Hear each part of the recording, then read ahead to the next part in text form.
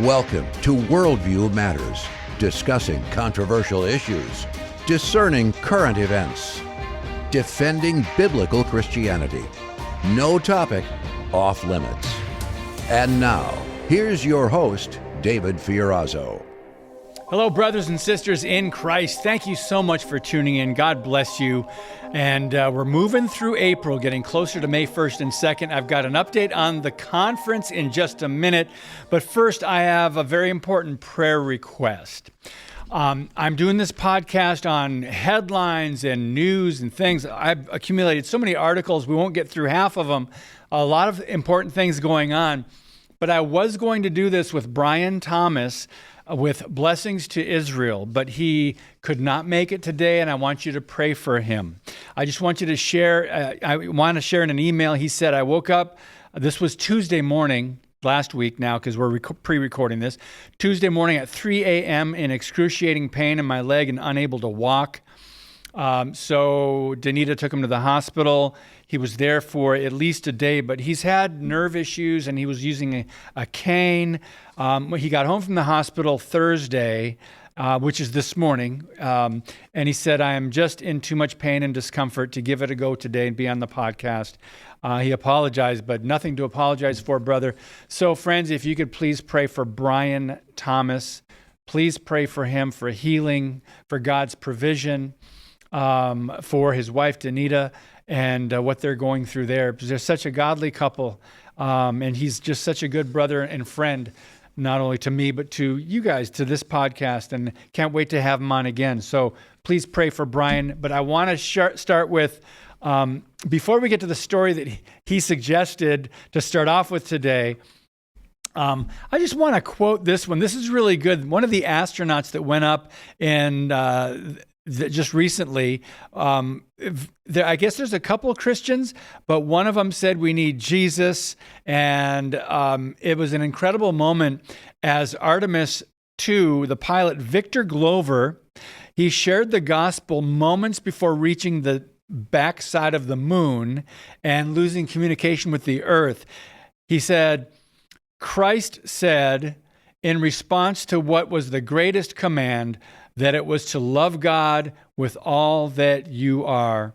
He also said, being a great teacher, he said that the second commandment equal to it, and that is to love your neighbor as yourself. And so as we prepare to go out of radio communication, they're in space, right? Flying in Artemis II. As we go out of radio communication, we're still going to feel your love from Earth. And to all of you down there on Earth and around the Earth, we love you from the moon. And he said things like, we need Jesus, and he's unashamed of the gospel and his Christian faith. So we're just thankful for that recent news story. But now this is the one Brian and I we're going to talk about today to start with. A Michigan Democrat quit politics. Why?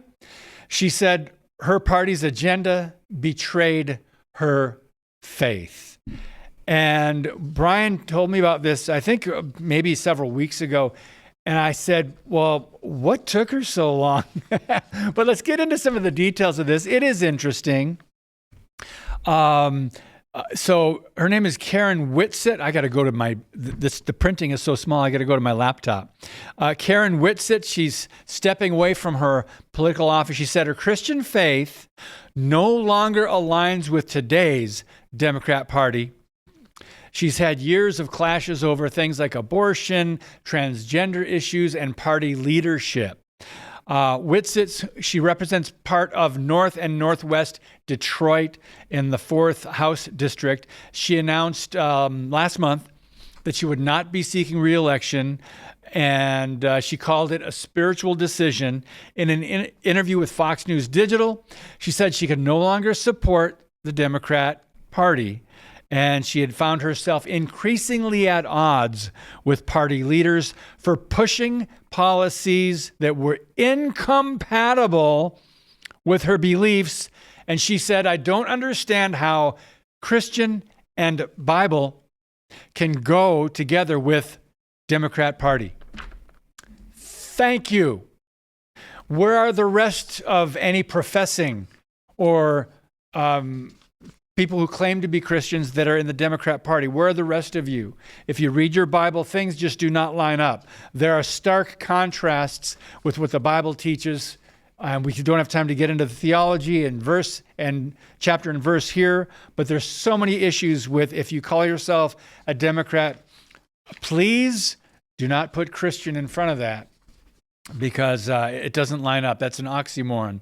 But it was impossible for her to be a faithful follower of Jesus Christ, she said, while remaining a member of the Democrat Party. And she just could not reconcile the platform. Look at the platform. Stop looking at personalities, friends. Stop making this about President Trump. If you're a neutral, if you're an independent, if you're a Democrat, but you think you're a Christian and a Democrat, stop looking at Trump. Look at the platform. Look at the procedures, the policies of each party. And when it comes to protecting life in mothers' wombs, when it comes to defending girls and protecting children in schools, and anyway, there's so many issues, and we've talked a lot about them here. So let's just move on. Another article I wanted to get to. This is important. It's fallen out of the headlines. It was only in the mainstream media barely covered this, but over at the New York Post. This is an update, and I'm really sad to see this. This homeless man that was accused of slaughtering Irina Zarutska on a train. Look at that photo right there. That was a moment before he struck her with a knife and killed her almost in an instant. The unsuspecting woman from Ukraine that came over here for a new life to get away from the war. She's working at a pizza place. I think that's the hat she's got on. Well, this 23-year-old Ukrainian refugee was slaughtered in Charlotte on a train, a light rail train. Listen to this, friends. He has been found incapable to proceed on murder charges. So in other words, they can't try him. So this is a disturbing story because he had enough sense to get on the train, go along with his daily life, and then target someone, a young white woman, and attack her and kill her. But yet he can't stand trial. This is something that is making a lot of people very upset. So this was April 7, this came down. He was evaluated, I guess, DeCarlos Brown Jr. at Central Regional Hospital, and the report determined he was not competent to stand trial, and it goes on.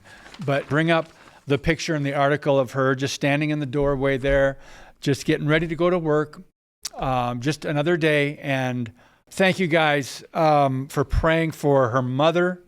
I remember President Trump had her, Irina Zarutska's mother, at the State of the Union. Just things like that. And I think he had 14 arrests. He was a felon, a career criminal. And you can't be held responsible for any of those, especially this one. So let's move on. Now let's talk about the media for a moment. And this one's over at Not the Bee. So this is not the Babylon Bee. This is not satire. But this briefly says, the New York Times just beat the Babylon Bee at their own job. Look at this headline. Believe it or not, the New York Times put this out. It is real.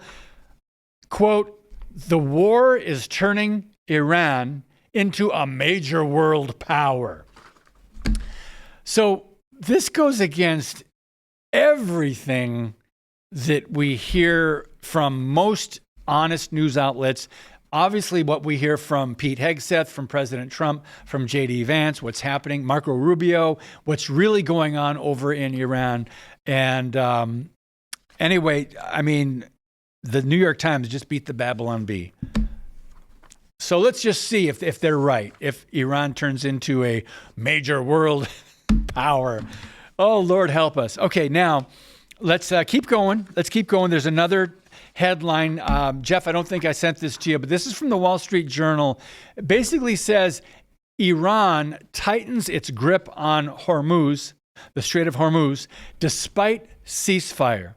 Now, this podcast is going to be, you're watching this probably about a little less than a week later than when we recorded it, when there was a ceasefire. Didn't last very long because Iran went back in there and tried to clog up that strait. But so Trump demanded opening the Strait of Hormuz, and Tehran's Revolutionary Guard is now limiting, or according to where we're at now, they're limiting ship traffic and they're charging tolls. I don't know what's going to happen here, what the end result of this is going to be, but I don't think it's going to be pretty, friends. But I know most people in America don't have the patience for anything long and drawn out, but we just want to pray for this thing to be resolved hopefully quickly. Now, oh, wait a minute. There's another news story we got to get to over at Life News. And I know I'm going fast, but we'll try to put some of these, if not most of these, in the description of the podcast. If you're on YouTube, Rumble, we'll try to put these online. So over at Life News, big story that the liberal media will not cover. This goes back, I believe, to 2015. The final charge dismissed against David Daleiden for exposing Planned Parenthood aborted baby part sales. This is a true story, friends, and this is actually really unbelievable that it took this long. And again, this is over at Life News. A lot of conservative or pro-life outlets picked up this story. This is from early April, and he has gone through the ringer. This was back in 2015. Let me just read some of it. So it was bogus criminal charges against Daleiden. They have been dismissed. This ends a nearly decade-long Democrat-led prosecution launched to silence. Why did they come against him? He put out undercover videos recording executives and workers at Planned Parenthood bragging about selling baby body parts, aborted baby body parts. You might not remember this. If you weren't following the right conservative or Christian news outlets, you never saw this story. But the Democrats, actually it was Kamala Harris when she was Attorney General of California.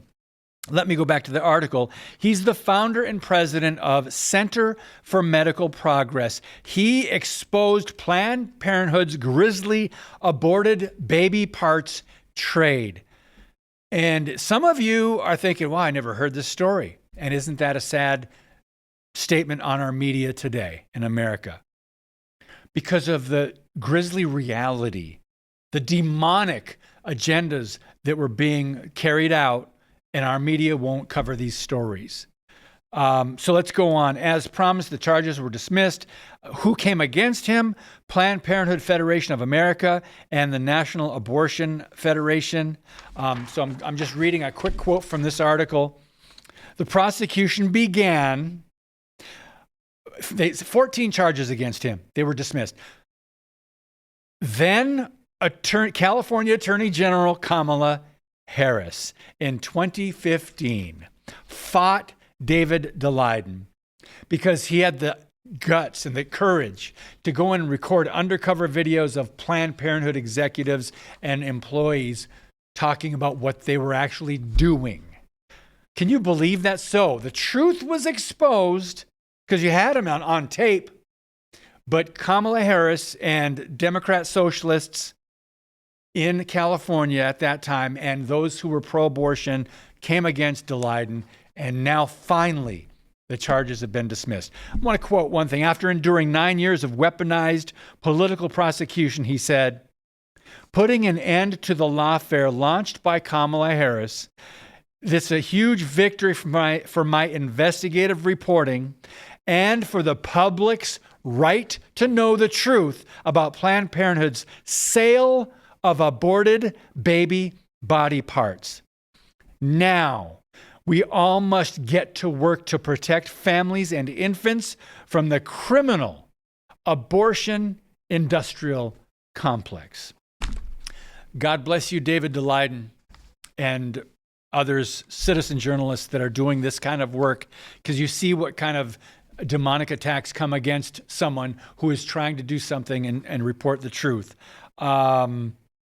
So, yes, this is just more dirt on Planned Parenthood. We've got to take a brief pause. A lot more articles and news stories when we come right back on Worldview Matters. Every day it feels more and more urgent. And I think if people are watching this or listening to this and you don't feel that urgency, then you haven't quite woken up yet. Yes. It is urgent. I'm glad you mentioned that, because right on the homepage of the website, it says, redeem the time. It says, at the Worldview Matters Conference, we hope to encourage and equip Christians to share the gospel, speak the truth, and stand boldly for the faith in this present cultural storm. And it says, expert speakers will tackle the most critical issues of our day with clarity and a sense of urgency.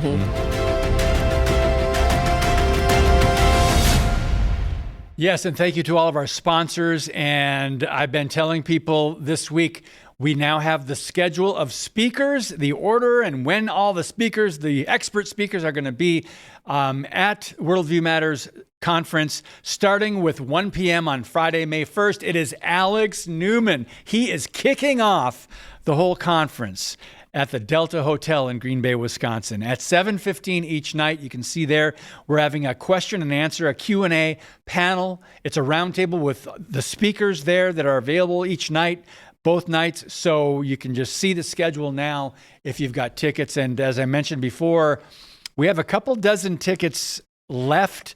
We're going to try to maybe get more seats put in if we can rearrange the chairs a little bit. But worldviewmattersconference.com, worldviewmattersconference.com. We are also looking into live streaming. So we're going to look in the technical aspect of that, what that's going to entail. And hopefully you can access. But now, back to the stories over at the Daily Signal. Another good news story. The Supreme Court ruled 8-1 in this massive free speech case. Let me tell you about what happened. The Supreme Court, 8-1 ruling that a Colorado ban on conversion therapy for counselors unlawfully regulates speech and is viewpoint discrimination. So the one justice, the most radical of the Democrat socialists and Supreme Court justices, I mean radicals on the left, Ketanji Brown Jackson. That was the one justice that voted against this. So it was 8-1. And she, of course, was an appointee of President Joe Biden. She dissented. The case was Childs versus Salazar. So the story, briefly, is Kaylee Childs. She's a Christian licensed counselor in Colorado Springs. She used what they call talk therapy with patients who voluntarily sought her help. That included minors who said they struggled with their sexuality or gender. They wanted their behavior to be in accordance with their sex and religious faith. And that's all she did, is have counseling. And that they had a ban in Colorado on this. And finally, the Supreme Court took up the case. And this is, I believe, the opinion, the majority opinion by Justice Gorsuch. He said, as applied to Ms. Childs, Colorado's law regulates the content of her speech and goes further to prescribe what views she may and may not express, discriminating on the basis of viewpoint. That was the majority opinion.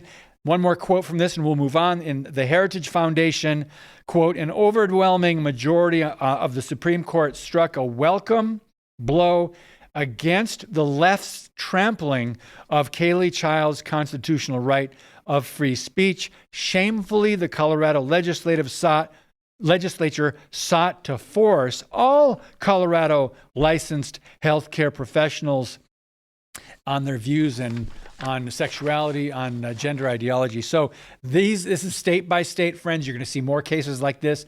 I'm glad it went down this way, 8-1. So praise God. Now, over to Prophecy News Watch for this next one. This I found to be incredibly interesting. Let's go to The Great Divorce Continues. Massive migration from Democrat counties. So, friends, not only are people moving out of places like California, Illinois, New York, and others, but we find even within some red states, there are blue counties that people are moving out of. The question is, how much will this even impact elections? That's still to come. But let's move down to what this says. It says the past 5 years have seen a massive, and they're using the word massive, migration of Americans out of heavily Democratic counties and into counties where Donald Trump won majorities in each of the past 3 elections. That's according to an exclusive analysis done by Issues and Insights of the latest Census Bureau and election data. Now let's go down to what they found. Millions aren't just moving out of blue states, they're moving out of blue counties within states. So now let's go to a couple of the graphs, and they're very interesting. The biggest winners and losers. Winners looks like Collin County, Texas, up 133,000. Also in this article, if you look at the winners and losers, Polk County, Florida, up 125,000. Montgomery County, Texas, up 120,000. And it goes on. Pasco County, Florida, Denton County, Texas, Williamson County, Texas, Pinal County, Arizona, Maricopa County, Arizona, up 95,000. Fort Bend County, Texas, that's a blue county. And then Lee County, Florida, that's the only blue county listed. Now look who's losing? Look at all the blue underneath there. All the blue. Orange County, California, lost 148,000. Harris County, Texas, that's a blue county. They lost 162,000. California, Santa Clara County, they lost 175,000. Another county in Texas, Dallas, who's really blue, unfortunately, they lost almost 200,000. Bronx County, New York, lost 201,000. Queens County, 266,000. A blue county in Florida. Now, people not moving out of the state now, but moving from this blue county. 278,000. Kings County, New York lost 307,000 people. Cook County, Illinois, 320,000 people moved out of there. And look at Los Angeles County, California. Just LA County, 693,000 moved out of there. This is interesting. And again, the question we don't know the answer to, how will this affect, for example, the midterms in November? We don't know. 5 minutes left and about 5 more articles to get to. We might not have all that we need to, all the time we need to get to all of them. But I want to go to this one that our friend Brad Reeves put out at Coming Soon Ministries. This is over at comingsoonministries.substack.com. And he basically said the headlines reveal global coordination. Interesting word. He calls it, with each crisis, the beast system continues to build. And I just want to quote our friend, Pastor Brad Reeves. He said, "We are living at a time when nations are increasingly interconnected.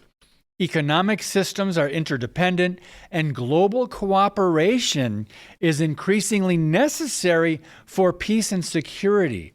Each crisis becomes an argument for more coordination." And amid the energy concerns, for example, of the Strait of Hormuz, you can see the factions. And in parentheses, he says, dare I say, kingdoms aligning. America, Israel, which will eventually break. Russia, China, Turkey, Europe, and others aligning together. And then he said the prophet Daniel saw this long ago before our modern headlines. And he says, he quoted the fourth beast and Daniel 7:23. Don't have time to get into all that right now, but it seems like when nations are aligning together, kingdoms are aligning together. And again, what did Jesus warn? He said, do not be worried about this. Nation will rise against nation, kingdom against kingdom. There will be wars and rumors of war. But you can look up some of this. Daniel 7:23, Revelation 13:7 talks about the 10 horns that you saw are the 10 kings who have not yet received royal power. Talking about the beast system. And finally, before we move on, the world is not becoming chaotic, he said, but coordinated. I think personally it's a combination of chaos and coordination when you talk about what is aligning against Israel and what is aligning against Jesus and Christianity. But that's from our friend, Pastor Brad Reeves. Now, over to MRC, Media Research Center, Newsbusters. I've got less than 3 minutes to go through 2 of these really quick. This is the most astounding. Well, they're all head-scratching. There's a special report that Apple News was the most radical of big 4 news apps in March last month. 434 left-leaning sites were used, right? How many right-leaning sites? 5. Put up that graphic. Look at the numbers, friend. Look at that. If you're watching, if you're listening, 434 to 5. So what that means is Apple News selected articles from left-leaning media outlets, 434 out of 592 total related stories in the top 20 of its morning editions last month, in the month of March. Apple News is guilty of more than just suppressing right-leaning news. It ran massively more headlines from left-leaning outlets. And let me just share the truth that it's not just Apple News. It's Google, it's the major outlets. So this is just a 434 to 5. We don't have time to mention the fact checker. Yes, we will. Put up this one more Media Research Center story from Newsbusters. It says 0 lies. So far in 2026, PolitiFact, which is a so-called fact checker, LOL, PolitiFact implies the Democrats never get anything wrong. They never mangle a fact. Look at that. 69% of Republican fact checks are, quote, mostly false or worse. How many Democrat fact checks are mostly false? 0. So in other words, Democrats always get it right, and 69% of the time, the Republican, when they are fact-checked, they're wrong, they're false, or mostly false. You can get the details at Newsbusters, Media Research Center, MRC.org. Please look this up. We do have other stories to get to, but I do want to encourage you to visit one of our conference sponsors, harbingersdaily.com. Harbingersdaily.com. There was a couple articles I wanted to get to from them, but bless you guys. Thank you so much for discerning these days, understanding the times, and asking God for wisdom. We sure do need it. But let's be about God's business. We appreciate you watching, listening, and sharing the podcast. God bless you, and as always, keep speaking the truth about things that matter. We'll see you next time.